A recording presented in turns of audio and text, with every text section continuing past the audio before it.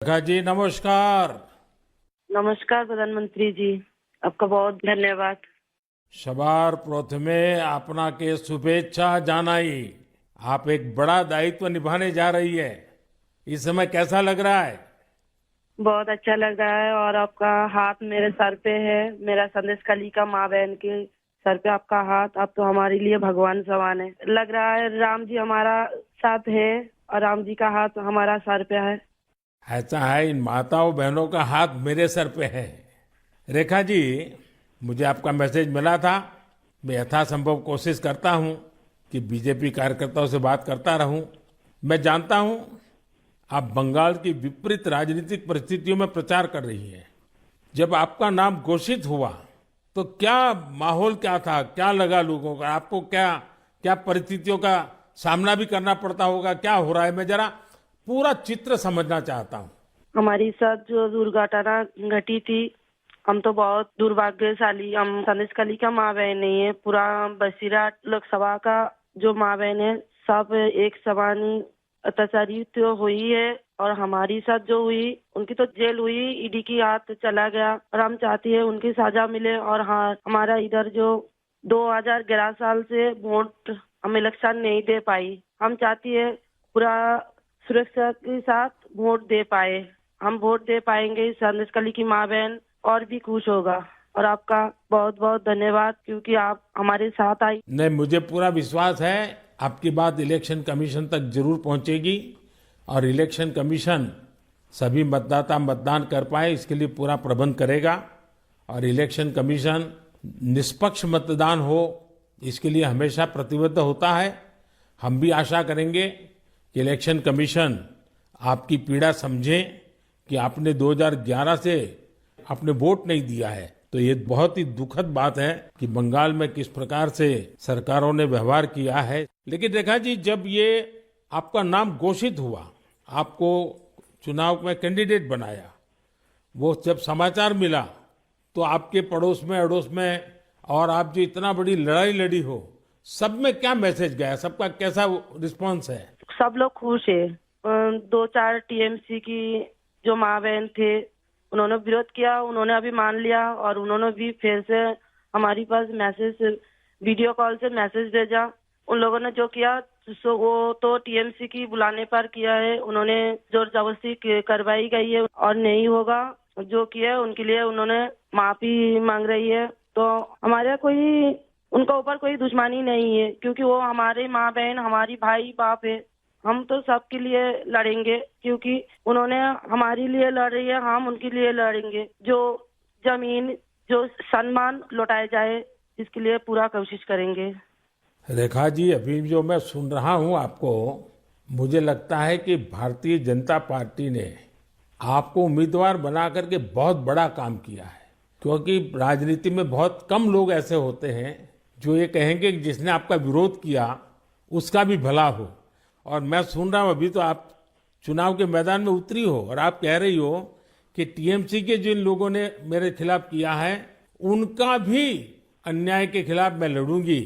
ये आप बहुत बड़ी बात बता रही हो। और मैं सच बताता हूँ, देश जब जानेगा कि रेखा पात्रा इस विचार के रखती हैं और सारा देश आप पर गर्व करेगा। मुझे बहुत अच्छा लगा आपके विचार सुन करके।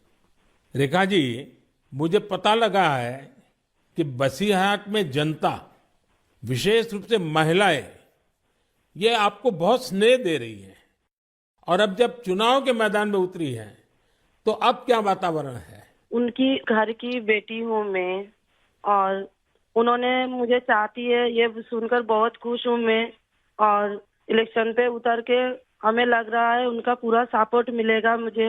और उन्होंने जब पूरा सपोर्ट करेंगे तब ना हम उनके लिए और भी कुछ कर पाएंगे। और हम भी गरीब घर की लड़की हूँ, किसी की घर की बेटी बहू हूँ। तो यही बोलूंगा, मेरे पति भी तमिलनाडु, चेन्नई उधर काम करती है। हमारा फैमिली में बहुत दुख, बहुत परिश्रम करके उनका हमारा संसार चलती है। तो हम चाहेंगे सबके लिए कुछ ऐसे करेंगे जो बाहर ना जाना पड़े। सबको इधर का कंपनी मिले, इधर काम करे, और हमारा इधर से बंगाल से बाहर ना जाना पड़े। इसलिए हम पूरा कोशिश करेंगे। आपका ये जो आत्मविश्वास है ना, आप जरूर दिल्ली पहुंचोगी और आप जरूर चुनाव जीत करके आओगी। रेखा जी, संदेश खाली में आपने इतनी बड़ी लड़ाई लड़ी है। आप एक प्रकार से शक्ति स्वरूपा है। आपने इतने ताकतवर लोगों को जेल भेज दिया। आपको अंदाजा है कि आपने कितने बड़े साहस का काम किया है। हमारा संदेशखाली की माँ बहन की पूरा सपोर्ट थी, इसलिए हम ये कर पाए ये सब। और उनकी सपोर्ट से आगे भी रास्ता चलेंगे हम, और उनकी साथ लेकर चलेंगे ये रास्ते।